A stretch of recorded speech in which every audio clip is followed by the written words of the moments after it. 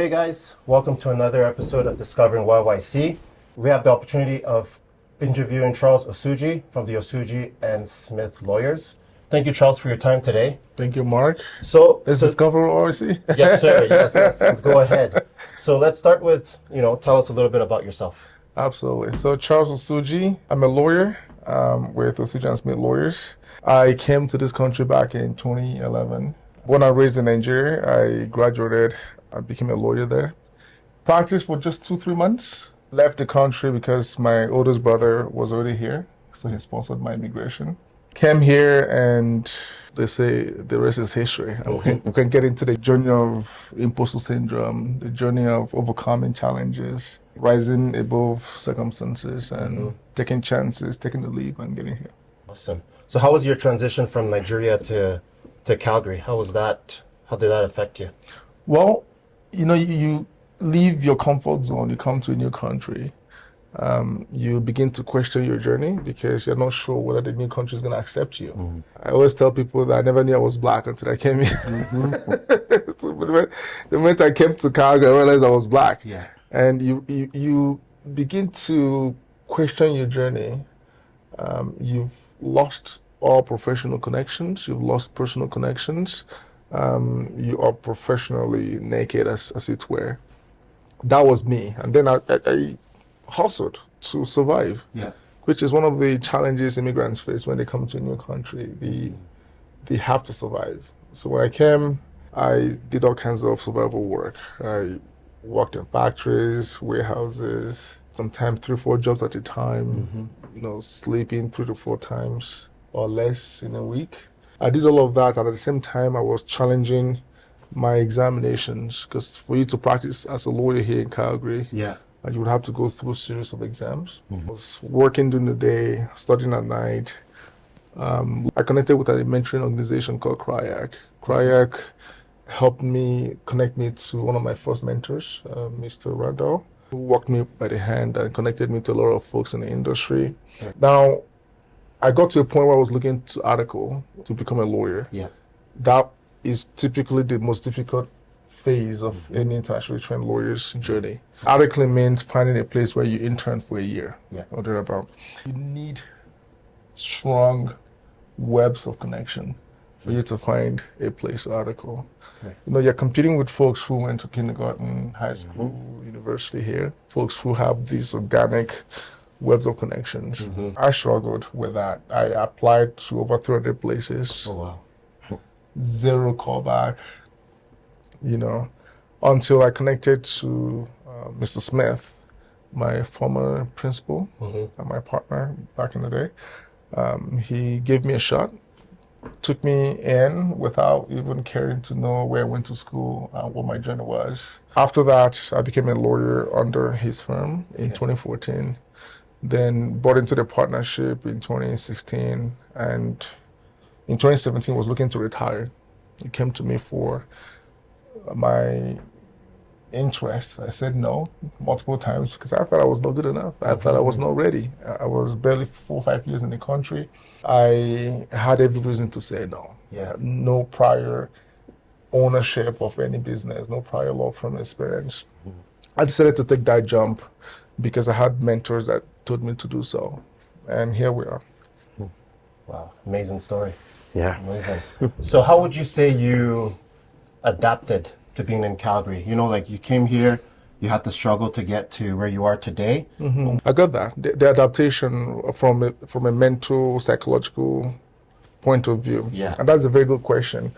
Like I said earlier, you come to a new country, you feel very unsure of whether you've made the right decision. My secret was people. I connected with good people. I identified with good people, connected with them, and that's how I got here. Every phase of my journey, there's always been someone who gave me a chance. As a sponsor, as an ally, as a mentor, as a friend, as a colleague, as a principal, as an employer. It's always been people. Without good people, you wouldn't really go very far. Chances that I took that got me here were chances that I took because I had 1 or 2 good people saying, Charles, go for it. I'm here to support you. You can do it. You're a rock star. What are you waiting for? Don't be reluctant. If I'm here to catch you if you fall. In fact, I'm here to ensure that you don't fall. Yeah. And I can tell you from my older brother sponsoring me here, there's people, to me connecting with my first mentor, there's people, my mentor helping me with a mock interview before my first and only interview with Mr. Smith, there's people, Mr. Smith giving me a chance and encouraging me to work harder. There's people with Mr. Smith giving me the opportunity to buy into his partnership and buy his firm. There's people, and then hiring a bunch of rock stars from 2017 that have helped me grow from 6 people to over 30 lawyers with 15 staff and multiple locations across the country. That is people. Yeah. You know, making sure that you have an eye for good people and you have an eye for sponsors and allies and mentors. That has been the secret sauce to my journey. Yeah. Okay. So one question again is, good people work together, and good people recognize good people. Right. Now the question is, what do you think you brought to the table for all these people to see value in you? That's a very good question. A few things. Time to brag here. Hunger. Yeah. You know, hunger is something that people can smell from a distance. If you come into a room and you see someone who is hungry, you would know right away. I was hungry. Yeah. You know, and hunger was coming from a different sources. It was coming from a place of imposter syndrome, and that's the benefit of imposter syndrome. You know, imposter syndrome tells you you're not good enough, but that makes you to be on an edge every single day.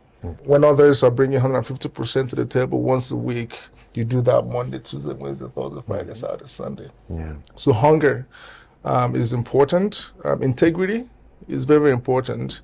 When you tell someone you're going to do something, do it. By being a partner with Mr. Smith. Mr. Smith is 45 years older than I am. White man born and raised in rural Alberta. But we were able to work together to build something so beautiful. At no point in that relationship did anyone question the other's integrity. There was no reason for that. You know, a year into my relationship with him, I had access to the office's bank account. I was helping him make decisions. At no point did he have any reasons to feel disappointed or that I was not who I said I was. So integrity is important. Number 3, preparation. Opportunities come to us all the time, but only the prepared would identify the opportunities, and only the prepared would take advantage of the opportunities. You know, as an acting student, I was working 7 days a week. I was putting in the hours, 14 hours, 15-hour days. I didn't see all of this.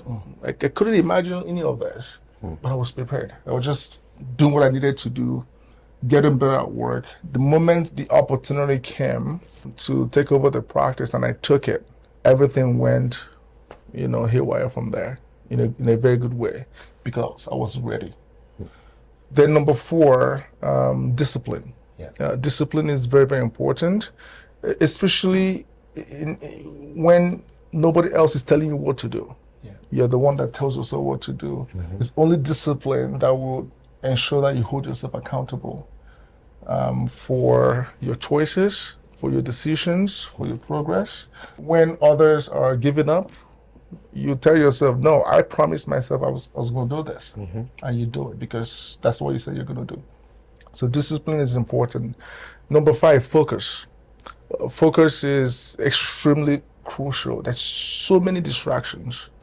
You know, back in the day, I used to party a lot. I'll party and I'll go back to the office. And I remember when I was in the news when I bought the firm, folks were like, don't test it, that guy. Party all the time. But my eyes were on the goal. I was focused. I could do every other thing, but I was focused. And focus also includes paying a lot of attention on the things that you really want to do, instead of diverging and divesting attention elsewhere. Right. My focus was to be a good lawyer. Yeah. That was it. Everything else I did culminated into that. Number 6, my relationships were not transactional. When I joined Mr. Smith, I could have been selfish about the relationship. What is this man going to do for me? Let me just be on the receiving end. But I didn't. I was bringing a lot of value to the table beyond my role as an employee. When we had the Calgary flood back in the day, I was right there in the office making sure that the office was not affected. I helped him with reconstructing the space, renovating the space, branding the firm, helping him with, putting up a good website. Yeah. I was doing all of that, not necessarily because of what I needed to get back in return, but this was someone that had given me a chance and a foot in the door. Yeah. I needed to give back to him. I needed to ensure that he succeeded. Organically, what that did was to buy me a lot of goodwill in my relationship with him. If any opportunity came around that could have been extended to somebody else, who would come to me for it. So bringing value to every relationship, not necessarily looking at the relationship as a one-way traffic, but as a two-way traffic. That has also helped my growth. So Charles, you mentioned having all these people along the way that actually helped you to where you are today. And if anyone knows about you, just a quick Google search, they will notice that you are the one person a lot of Nigerians, or Africans in general, a lot of African lawyers come to for their first start, for their internship, or articling rather. Yes. So would you please kind of explain to us why you feel the need to sort of give back, give them that opportunity? Well, if you look at my journey from start to where I am today, like I said earlier, it's people.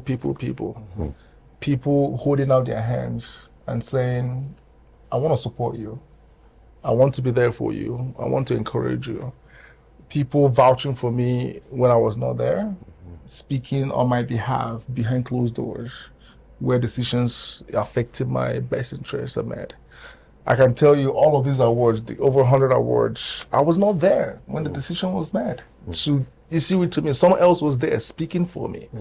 For instance, the honorary doctorate from Mount Royal, I had 2 or 3 professors in that decision-making room speaking for me, and I didn't even know about it. So because of how much I have benefited from people, I know that what I have today is a privilege, and I must be accountable for that privilege. And what that means is I must ensure that people whose success or destinies are tied to my success must succeed. I want to give back as much as possible. To me, that is what leadership is. Being a steward of your privileges. I know that where I am today is a privilege, and all that I have been given do not belong to me, other than for the service of others. So that has been the principle and the philosophy behind everything I'm doing for the community. Like the Foot in the Door initiative that I founded not long ago, that gives internationally trained lawyers an opportunity to gain Canadian experience, gain some Canadian context, gain some volunteer experience, build confidence, and launch their career. That program has helped over 300 people in the last 2-3 years. Every day you have 10 or 15 candidates in the firm learning and building experience. What we're looking to do is to partner with law firms, academic institutions. That way, we don't help 150 people in a year. We help 1,000 people in a year because we have people go into these other firms and gaining some experience. And once we're done with law, we can replicate the Foot in the Door model in architecture, in engineering, in medicine, in nursing, in IT, in accounting, and all whatnot. To be honest, for many people who look like me, what they're looking for is the foot in the door. There's so many talented folks out there, many stars, people with tons of experience, people with resilience, grit, good people, but they're just looking for someone to open the door just a little bit, so that they can showcase their talent.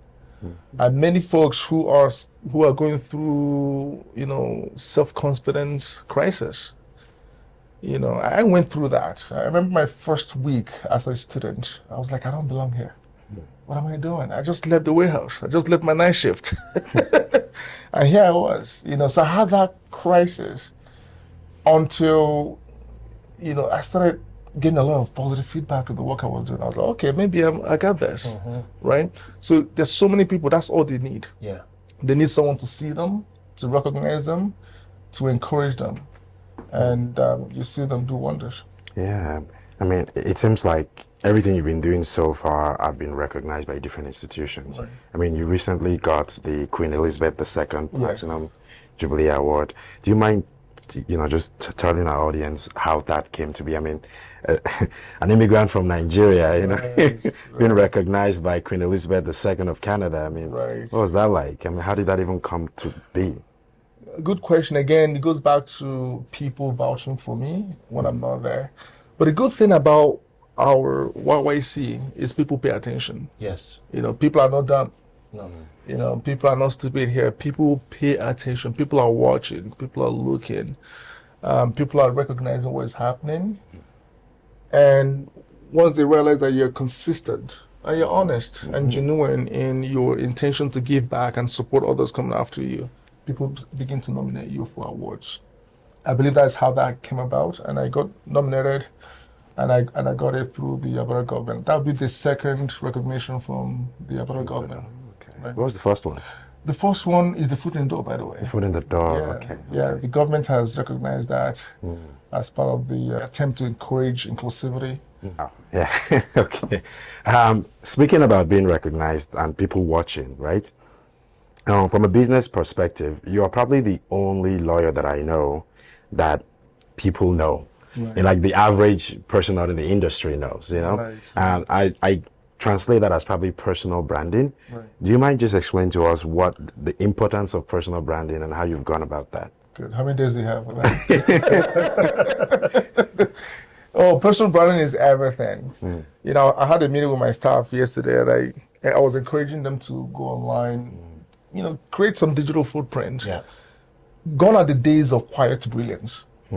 You know, the days where you're the most brilliant person in the room, but nobody knows about it. Yeah. If people don't know about it, there's no value. You know, so personal branding is putting yourself out there and creating a reputation for yourself and being consistent with that reputation. This is what I've been doing from day one. You know, I share my stories, I share our accomplishments, I promote others, I promote other brands, and I ensure that my branding is consistent. When people hear about the firm, A, they hear about the largest black law firm in Canada. B, they hear about the firm that opens doors for others. C, they hear about diversity. And when you look at some of these core values, number 4, they hear about excellence. When you look about these core values, everything we do reflect those core values. The foot in the door is a reflection of giving back, opening doors for others. You look at the composition of the staff. We speak over 35 major languages. Even the name itself, Osuji and Smith, is a reflection of diversity. We're walking the talk. You look at the recognitions from industry awards to community awards to government awards, speaks to excellence, right? So personal branding is being true to your core values and being consistent. There's no confusion, there's no conflict. You know, you say diversity is a core value, but you go to your firm, it's all white, or it's all black, or there's a conflict. You know, so personal branding is, you know, making sure that you're consistent with your values and ensuring that you're not quiet about it. Like people are watching, people are paying attention. I have no idea who is watching, who's paying attention. I've had people leave the UK, leave Nigeria to Calgary because of my journey, because of my story. And I don't even know about it until maybe they speak up. Well, 2 more questions. Top 25 most influential lawyer in Canada. What can we expect from you next in terms of just having that title alone brings a lot of responsibility. Yes. And you have all these people that you're responsible for. Right. And it seems like you're not stopping. So what can we expect from you going forward? Well, What more can we expect? my plan is to stretch this as long as as long as I can. And the good thing with taking chances, you take a chance, you take a risk, you get away with it, you do it again. Yeah. You increase your appetite for risk. You get away with it, you increase your appetite for risk. Right now, the goal is to expand our reach in terms of locations. We're looking at Vancouver, we're looking at Montreal, we're looking at Toronto. We don't want to just, I know we have 2 locations here in Calgary and a presence in Dubai and Yukon, but there's so much more we can do in terms of reach. I've been waiting to consolidate what we have here in Calgary. I have excellent people that work with me. We've diversified in other practice areas as well. So we're looking to expand into other provinces as much as possible. Before end of the year, we're actually going to the States, to the US for creating an immigration presence in the States, and then expand from there. Okay. Then in terms of giving back, we will continue with our Foot in the Door initiative and ensure that we have more partners in the program so that more people are helped. Yeah. Okay. Before Gabe asks his final question, so you said, would you say as an entrepreneur, taking calculated risk is just part of the adventure? Yes, absolutely. The difference between an average entrepreneur and a great entrepreneur is risk. Yeah. The number of risks and the severity of the risks. It's all about taking chances. It's risky to take risks. Yeah. You could lose out. Yeah. But when you fail, you're simply learning a different way of succeeding. Yeah. That's what failure is. So there isn't really anything about, there's nothing like failure. Just learning another way of succeeding and failing forward. So risks, super important. And then let's say, so a lawyer just graduated from university, they're done all their articling, ready to get their foot going. What are 3 great tips you would give to any future lawyers? The tips wouldn't be very different from what I shared earlier. For the first 2-3 years of the lawyer's life, they must invest in learning. Leave money behind, leave reputation behind, leave popularity, leave all of that. Focus on learning, master your craft. Because that is a solid foundation to set as a lawyer. Can people trust your work? Can you take someone from point A to point B? Right? So master your craft. Number 2, seek mentorship. Right? Make sure that you are looking up to someone and you have intentional relationship with that individual. And number 3, we talked about integrity. Yeah. I couldn't say, I couldn't emphasize that anymore. Integrity is very important as a young lawyer. Be collegial, be nice to people. The idea of lawyers being aggressive and being a bit stuck up, I don't buy into that. Be nice. At the end of the day, clients come and go, but your relationship with fellow lawyers is super important in the industry. And that extends to every other person in any industry.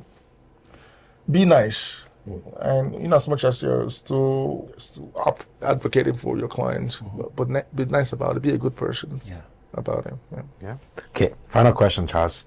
The name of our YouTube channel, our program in general, is called Discovering YYC. Right. What is the one unique, or a couple of unique things you would say you've discovered about the city that you want everyone to be aware of? You don't appreciate YYC until you leave the city, right? I was in Toronto. I'm not trying to diss Toronto. I was in Toronto last month. I spent a few days there. I had a conference. My goodness, it was rowdy. It was, you know how it is, traffic and all that. And the moment I got to YYC, I was like, thank goodness I'm home. Yeah. There's something about this city. It's not too large. It's not too small. It's just that perfect balance. Then community is super important in YYC. You can go from one corner to the other within 20, 30 minutes. The opportunity to build communities and consolidate relationships is there in YYC. And you have a lot of people that are willing to support here. You have a lot of people that are willing to go for a coffee with you for 15 minutes, talk to you for 10 minutes, inspire you, motivate you, encourage you, and all that. That's beauty of our city, and I'm so happy to be here. Thank you so much, Charles. Of course, Gabriel. Really Thank appreciate you. it. Thank you much.